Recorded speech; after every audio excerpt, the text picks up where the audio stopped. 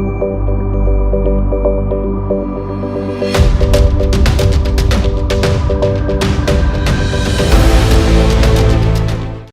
The angle news में आपका स्वागत है। मैं हूं दीपाली माथुर। सबसे पहले नजर डालते हैं आज की हेडलाइंस पर। अमेरिका में राष्ट्रपति चुनाव के लिए मतदान आज। डोनाल्ड ट्रंप के खिलाफ जो बिडेन का पलड़ा भारी। बिहार और मध्य प्रदेश में मतदान जारी। जदयू नेता नीतीश कुमार और ज्योतिरादित्य सिंधिया ने डाला वोट। देश में कोरोना संक्रमण मामले में आई गिरावट। एक दिन में 36,000 से अधिक मामले, 76 लाख से अधिक लोग हुए ठीक। प्रदेश के अन्य इलाकों में भी फैलने लगा गुर्जर आरक्षण आंदोलन। दिल्ली मुंबई रेलवे ट्रैक पर डटे लोग। अमेरिकी राष्ट्रपति चुनाव के लिए आज मतदान पूरा हो जाएगा। लोगों की नजरें इसी बात पर टिकी है कि क्या ट्रंप दोबारा सत्ता में वापसी कर पाएंगे। कई राजनीतिक जानकार मान रहे हैं कि डोनाल्ड ट्रंप चुनाव हार सकते हैं। इस बार जो बिडेन का पलड़ा भारी लग रहा है। अगर ऐसा हुआ तो 1992 के बाद पहली बार ऐसा होगा जब कोई राष्ट्रपति दोबारा नहीं चुना गया हो। मतदान भारतीय समय अनुसार आज दोपहर 3:30 बजे शुरू होगी। भारतीय समय अनुसार अमेरिकी चुनाव में मतदान गुरुवार सुबह 6:30 बजे पूरा होगा। प्रधानमंत्री नरेंद्र मोदी और चीन के राष्ट्रपति जिनपिंग इस महीने 5 बार वर्चुअल मंचों पर आमने सामने होंगे। 10 नवंबर को रूस में होने वाली शंघाई सहयोग संगठन की बैठक में इस श्रृंखला का आगाज होगा।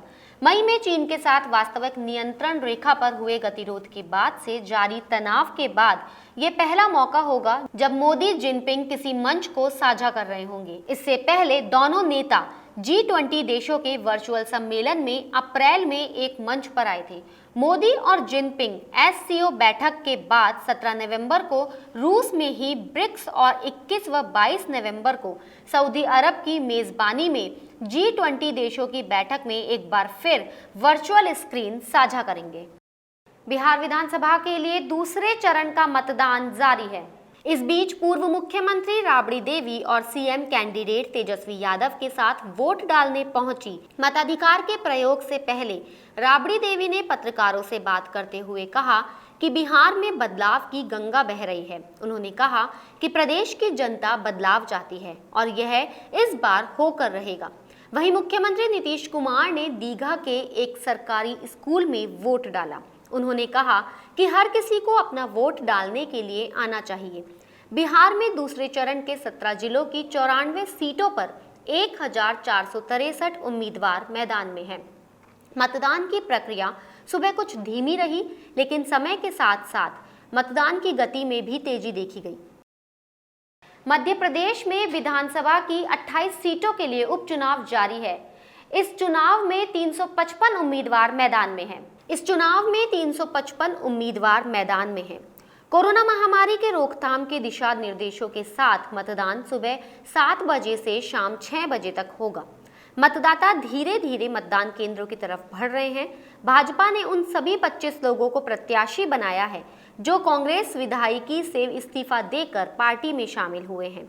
उपचुनाव को CM शिवराज सिंह चौहान और कांग्रेस से भाजपा में आए ज्योतिरादित्य सिंधिया के लिए अग्नि परीक्षा माना जा रहा है। मतदान के दौरान मुरैना के सुमावली सीट के जतावर पोलिंग बूथ पर फायरिंग हुई। इसके कारण मतदान को रोका गया।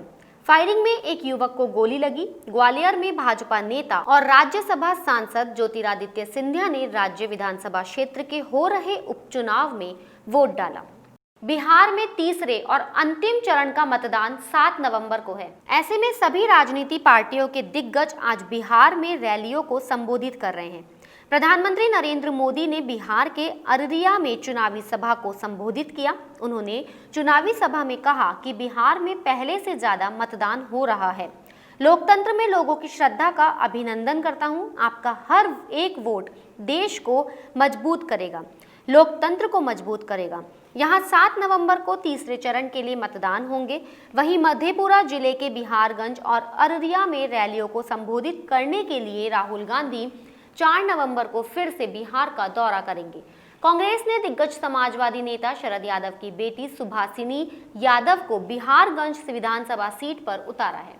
देश में कोरोना वायरस संक्रमण मामलों में कमी का रुख बरकरार है। 24 घंटे में देश में कोरोना के 38,310 मरीज मिले, जो कि एक सप्ताह में सबसे कम है। इसके साथ ही देश में कुल संक्रमितों की संख्या 82,67,623 हो गई है। 24 घंटे में 490 मरीजों की मौत के साथ मृतकों का कुल आंकड़ा 1,23,097 तक पहुंच गया है। देश में अब तक 76,03,121 मरीज ठीक हो चुके हैं। गुर्जर आरक्षण आंदोलन अब धीरे धीरे प्रदेश के अन्य इलाकों में भी फैलने लगा है। विभिन्न शहरों में कर्नल किरोड़ी सिंह बैंसला गुट के जुड़े गुर्जर समाज के लोगों ने भी प्रदर्शन शुरू कर दिए हैं।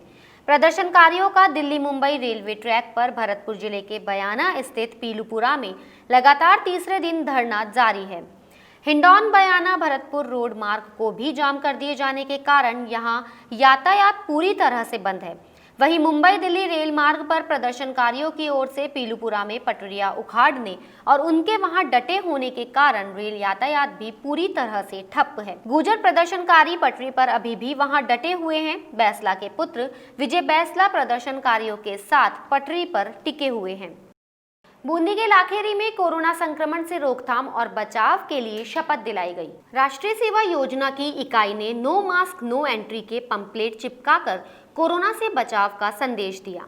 ये कार्यक्रम महाराजा मूल सिंह डिग्री कॉलेज की ओर से किया गया है। शुरुआत में प्राचार्य डॉक्टर अमर सिंह शक्तावत ने महाविद्यालय परिसर में छात्र छात्राओं को कोरोना संक्रमण से बचाव एवं रोकथाम की शपथ दिलाई। छात्र छात्राओं ने इकाई की ओर से गोद ली गई बस्ती शंकरपुरा में नो मास्क नो एंट्री के पंपलेट दुकानों व मकानों पर चिपकाए।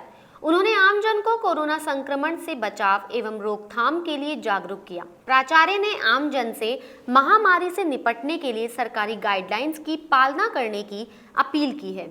बुलेटिन में फिलहाल इतना ही। अगर आपको हमारा ये वीडियो पसंद आया हो तो हमारे चैनल को लाइक, शेयर और सब्सक्राइब जरूर करें।